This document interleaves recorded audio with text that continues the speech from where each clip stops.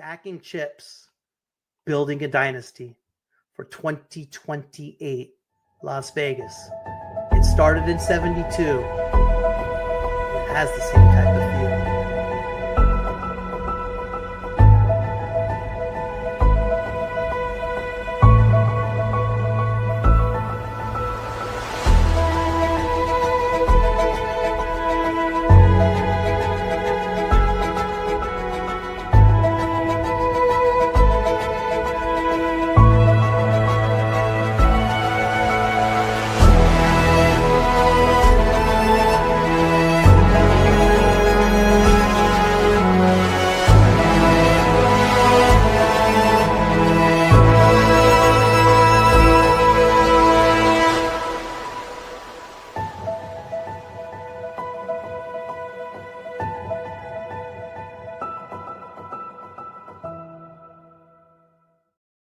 Boston finally got one tonight in extras 5-4. But if you blinked, you miss how many times it could have gone the other way. Let's get into it today on Locked On A's.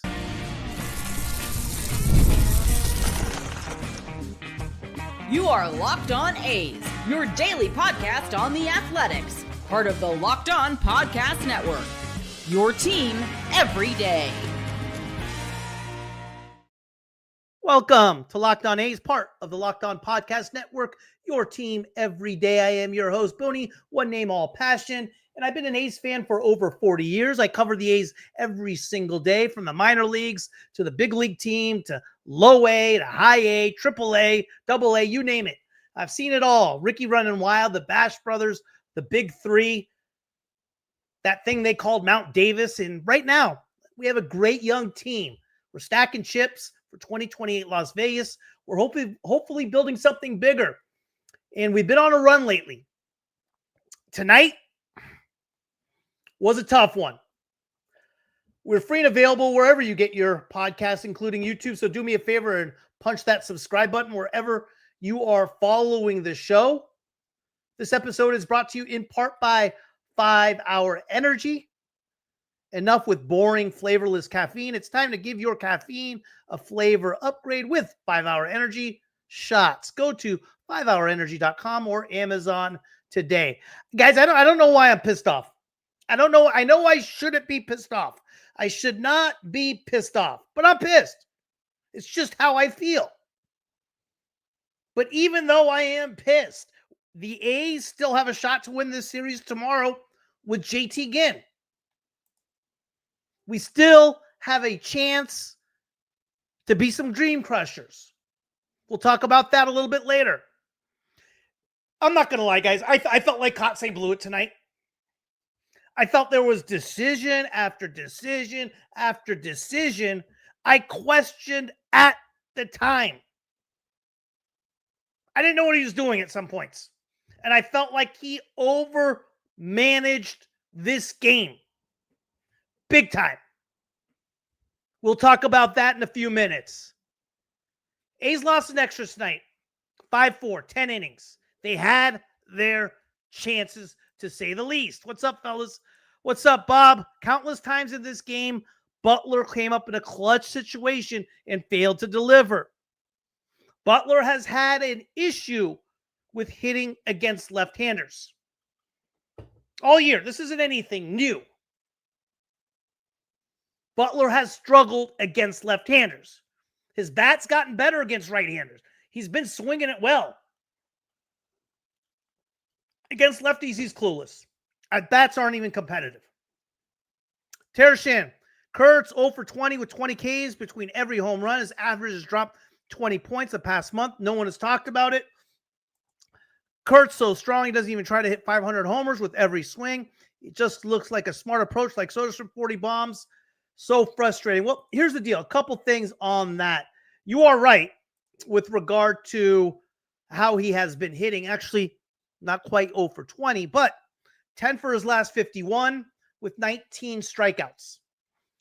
Remember something about Kurtz, though, Tershan. This isn't anything new for Kurtz. All year long, it's been up and downs. He started on fire in Las Vegas, AAA, on fire. Before he got called up as he got called up, he was riding a 3 for 22 slump, and a dismal slump. Awful. And it carried over into the big leagues for the first few weeks. Then he caught fire. Then he went on another little slump. This is how he's kind of rolled all year long. I think Kurtz is who Kurtz is. He's been dynamic. He's unbelievable. He's 22 years old, but this isn't anything new. This isn't something that's all of a sudden come up. This is his third slump of the year. In Vegas, in the big leagues, and the second time in the big leagues. He's always gone on these stretches. So I hear you, though. It is frustrating, but it comes with the territory. George, good evening to you, my friend. Tough loss tonight, but we had plenty of opportunities to get ahead with runners in scoring position. We need to get better at that, better plate discipline. Yes. Caught at the end of the game, and man, Kurtz has been brutal lately. Yeah, he's 1 for 6. He was 1 for 6 tonight. 4 strikeouts. He's 1 for 9 in the series with 6 Ks. It's tough. And Kotsay is a fool. I'm going to get into all that stuff. Kotsay just drove me nuts tonight, guys. Sick. But sick. Thank you, pal. Timmy, first and third, 4 times to end an inning. Timmy, it's nutty all night long. Hey, let's get into this game. I want to cover it. I want to cover what happened tonight. So we had top of the first inning. We had Rooker walk with 2 outs. And of course, Soderstrom just hits an absolute P-rod. An absolute P-rod that Rafaela made an unbelievable catch in center field. Bottom 1. Don't forget the bottom of the first. Shea Langelier with 2 outs. Pass ball. Allowed Trevor Story to get in a scoring position and got driven in with 2 outs. Like, come on, man. Come on, Shea. He's had a number of those pass balls tonight this year. Those can't happen in that situation. Hernaiz, nice sacrifice fly in the top of the second. Butler led the inning off with a single, with 1 out. And Butler's been great against right-handers. I have no problem with Butler every single time there's a right-hander on the hill for him to hit. And my man Carlos Cortez, double off the monster. How dynamic has he been? Hernaiz with a great at-bat. We get the run in, tied at 1. Mason Barnett allows a solo bomb in the second. Fine. 2-1. Here's when things started going south for the A's. Single up the middle for Kurtz in the third. Langelier's walk, first and second, no outs. Rooker, lazy fly ball to left. Soderstrom struck out. Wilson reached on an infield single. Bases loaded. Butler struck out with the bases loaded. Off Giolito, the right-hander. Fine. Okay, great. And then things started getting a little goofy in the fifth. Langelier single. Rooker walked. First and second, no outs. Soderstrom fielder's choice. Butler walked, and Butler walked in a run on that at bat. I wouldn't say he got lucky, but that at bat wasn't even, those pitches weren't even close. Game's tied at 2. Hernaiz single up the middle off the infielder's glove, 4-2. You figure we're in control. At this point, I felt like he should have pulled Barnett. I thought he should have pulled Barnett at the top of the 5th. He let him go. Fine. He let him go. Top of the 5th. What happens there? When Rafaela singled to lead off the inning, he was the 9-hitter. Duran comes up to the plate. At that point, I thought he's going to bring in Basso. Lefty-lefty matchup. He let Barnett go. Walks Duran. Basso then comes in, and Hernaiz made the error at second. Easy double play ball. Bergman popped out, and then Yoshida infield single when Basso didn't get to the bag in time. He brings in Ferguson. Ferguson looks great, strikes out Gonzalez. Gonzalez strikes out Refsnyder. Great, perfect. 4-3, top 6. Excellent. And when I come back, I'm going to get to your comments and questions. When I come back, I'm going to talk about where Kotsay's blunders really started up. That really drove me nuts. And should I be upset about this loss? 10 games left. I feel how I feel. I'll see you in a minute. Caffeine just got a flavor upgrade. 5-hour energy shots deliver tasty caffeine in 17 bold flavors. Each 2-ounce shot packs the caffeine of a premium 12-ounce cup of coffee, plus B vitamins and nutrients with 0 sugar and 0 crashes. What I love most is how portable they are. Big taste, tiny shot. You could take it anywhere and get the boost when you need it. I always reach for my favorite flavor, pumpkin spice, because it's refreshing and gives me that quick lift before a busy day. I've been eyeing gingerbread snap as well. It sounds like the perfect one to try next. Honestly, I love how fast it kicks in and that it's sugar-free, so I don't have to worry about crashing later. Enough with boring, flavorless caffeine. It's time to give your caffeine a flavor upgrade with 5-hour energy shots. Get the favorite you love or be bold and try something new in store and online at www.5hourenergy.com or Amazon today. This is where things start getting goofy. A's go 1, 2, 3 in the top of the 6th. We go to the bottom of the 6th. Timmy, Wilson 3 for 4. Leadoff would have been nice. Yeah, but you know what, Timmy? We had runners on base. That wasn't the issue. I mean, like you said earlier, we had first and third a number of times. We couldn't get the key hit. We couldn't have situational at-bats over and over tonight. But yeah, it was nice to see Wilson get 3 hits. What's up, Shitty Tax? I think that's your name. Red Sox fan here, live in the Bay Area. A's are my second favorite team, but the Red Sox need to do better with runners in scoring position. Yeah, last 2 nights, especially yesterday and tonight as well. No question. But the A's also gave the Red Sox this game. Yeah. I thought the A's were a better team tonight. Big win for the Sox, though. Bobby, best thing for me was watching Wilson hit under pressure in what was a playoff-like environment. Wilson is Cal Ripken, Robin Yount-like. I think he's more like Derek Jeter. He doesn't have the power Yount or Ripken did have. More like Jeter. He's not going to hit 25, 27, 28 bombs like those guys could, but damn good. And not as big either. Wouldn't you rather have Cortez on? Yes, I'm going to get to that in a minute, Angelo. That's one of many I'm going to complain about. Trust me. Trust me. I absolutely wanted the A's to compete, but want them to lose tomorrow for them to sweep the Astros and help Cleveland knocking. I still want them to win, my A's. I still want them to win. You know, I hear you. I still want them to beat the Astros too, but I want them to win. Boney, you said 8 or so games Kotsay blundered into losses. We should all of these matter. Yeah. Let's continue with the Kotsay. The first decision I didn't understand. Here's the first decision I didn't understand. Bottom 6. I say he had blunders. I'm going to tell you why. All right. Bottom 6. Tyler Ferguson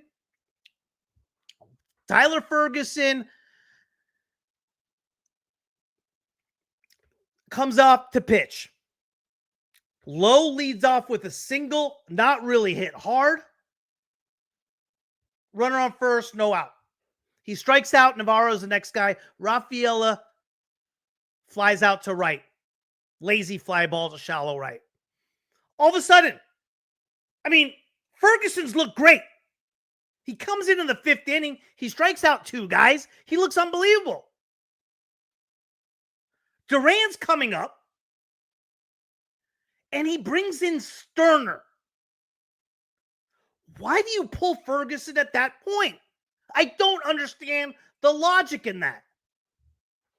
I don't understand the logic. Sterner comes in, base hit Duran, Story base hit. Game's tied at 4. Bregman came next hitter, hit an absolute seed that lined out to left field. I don't understand that decision. Beyond me. Beyond me. Let's get to the 7th. Steven Matz comes in for Boston to pitch. Lefty. Soderstrom strikes out. Wilson base hit. Butler.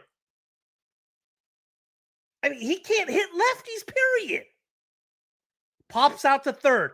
And then, instead of pinch hitting for Butler, he pinch hits for Cortez, who's absolutely been tearing the cover off the ball.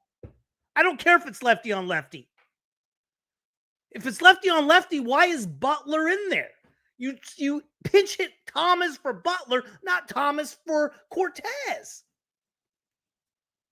Thomas comes in, strikes out. Whatever. Sterner stays in, gets out of the inning in the bottom of the 7th, 4-4 going to the 8th. Great. Hernaiz hits a seed, lines out. Blade pinch hits for Brett Harris.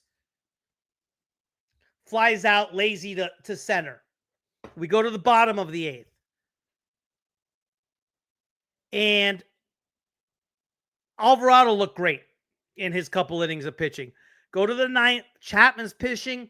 Langoliers flied out to right. Rooker lined out to left. Single by Soderstrom. Wilson single to right. First and third. 2 outs. Lefty. He leaves Butler in again. Flies out, pops out to left. Come on, man. Come on. Just come on. And here's what I don't get, guys. Here's the one I don't get. First and third, no outs in the top of 10.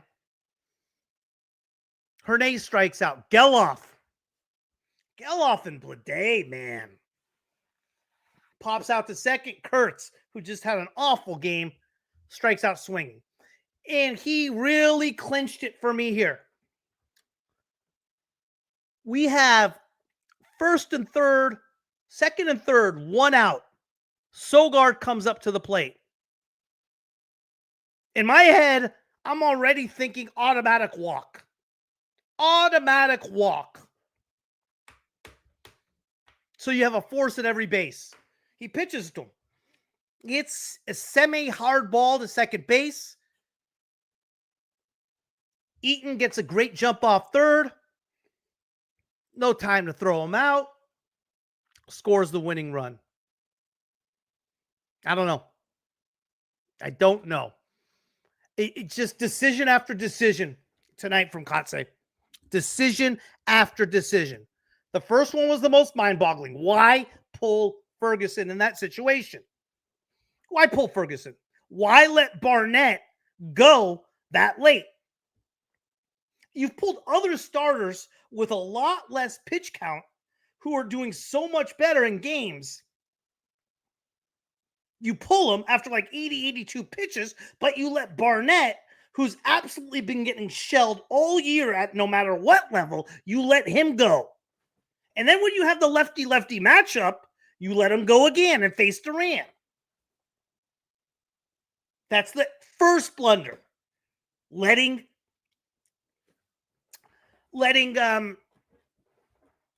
Barnett go too late.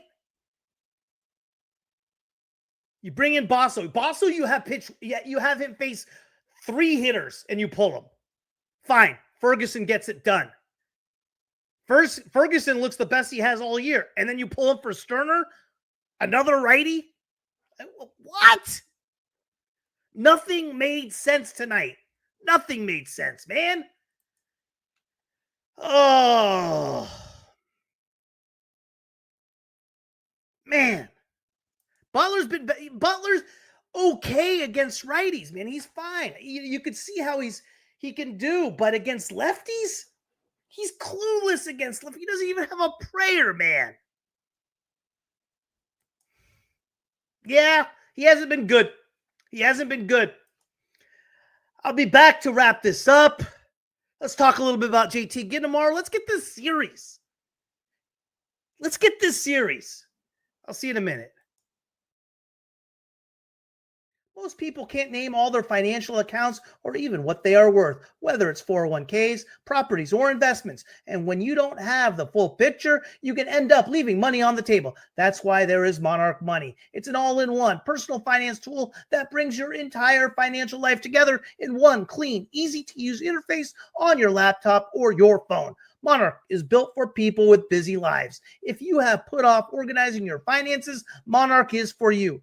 Monarch does the heavy lifting for you. You can link all your accounts in minutes and get clear data visuals, get smart categories of your spending, and finally feel in control of your money without ever touching a spreadsheet. I thought I was saving a ton of money, but I wasn't. Monarch helped me notice an inefficient investment allocation and discover forgotten 401ks from past jobs. I maximized my investments, increased my savings rate, and was easily reviewing finances with my financial advisor, keeping a clear view of my financial health, week to week and long term. Don't let financial opportunity slip through the cracks. Use code LOCKEDONMLB at monarchmoney.com in your browser for half off your first year. That's 50% off your first year at monarchmoney.com with code LOCKEDONMLB.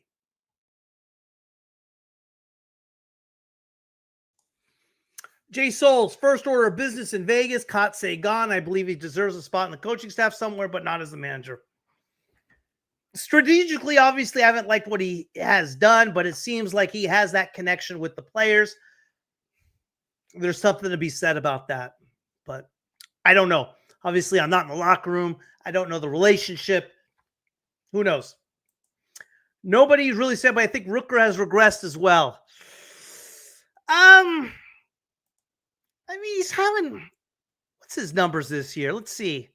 I wouldn't say, I didn't expect him to have the type of year he had last year. I mean, 267, 29 bombs, 85 RBIs, 834.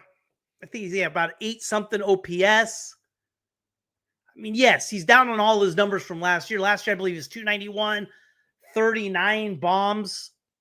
I mean, he's having a good year. Is it like last year? No. I wasn't expecting him to hit 290 and 40 bombs again, though. He's had a good, solid year. I'm okay with what Rooker's done, Angelo. He is who he is. He's had a solid year. It wasn't like last year by no means, but it's been a good year. It's been a good year. In my opinion, when it comes to lineup, Kotsay fiddles too much, and he feels the need to empty the bench every series. A micromanager, yeah. It's so inconsistent what he does too, right? Some games, it's like he pulls a guy with like 81 pitches, 80 pitches, and they're cruising.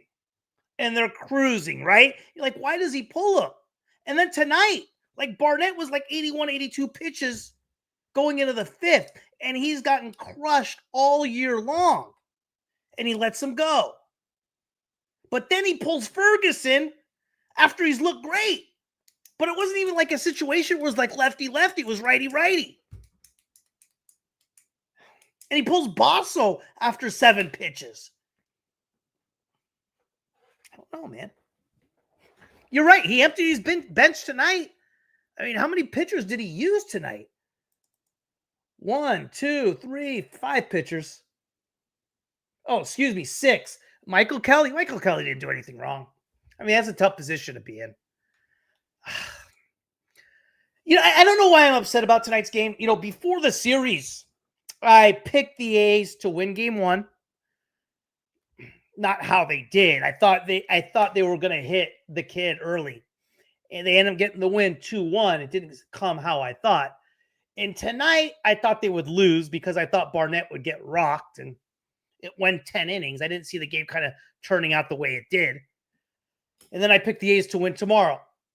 because I think Ginn's going to turn the corner tomorrow. I think Ginn is going to have an outing.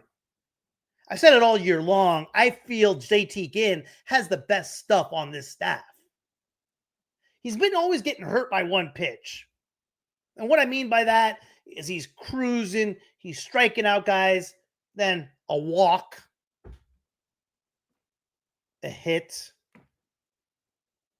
and then like a double, and then a bomb. Then all of a sudden, before you know it, he's 4 1/3 innings at 82 pitches and's given up 4 runs. That's kind of what his seasons look like so far. And last week against the Reds was the first time Ginn looked incredible. Ginn had no issues.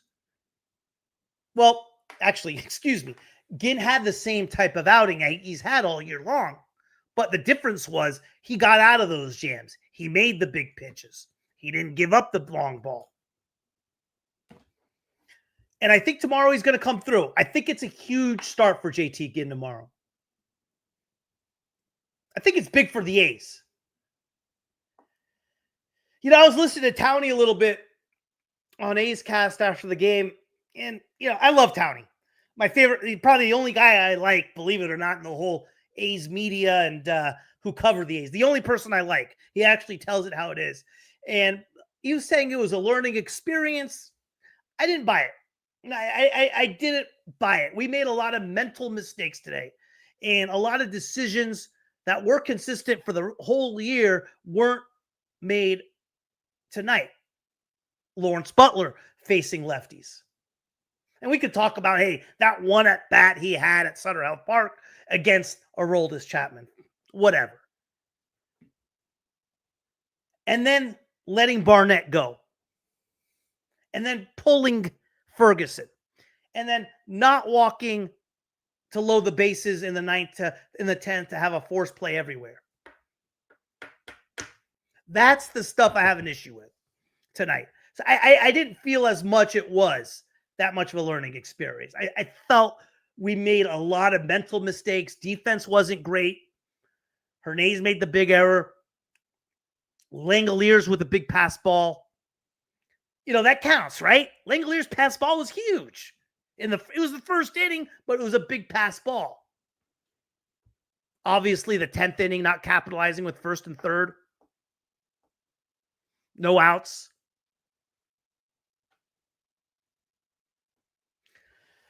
Hey, they're playing great ball. In some sense, it is a little bit of a learning experience, but I'm pissed. I just can't help it. I probably shouldn't be, but I am. This probably not the best time for a dad joke, but I think there is something really fishy about Bass. Yeah, we had 2 errors today. We had 2. They gave Kurtz an error on that one. That was a tough error. We had 2 errors today. Hernaiz in the... Which ones did they give errors to? Hernaiz in the 6th, was it?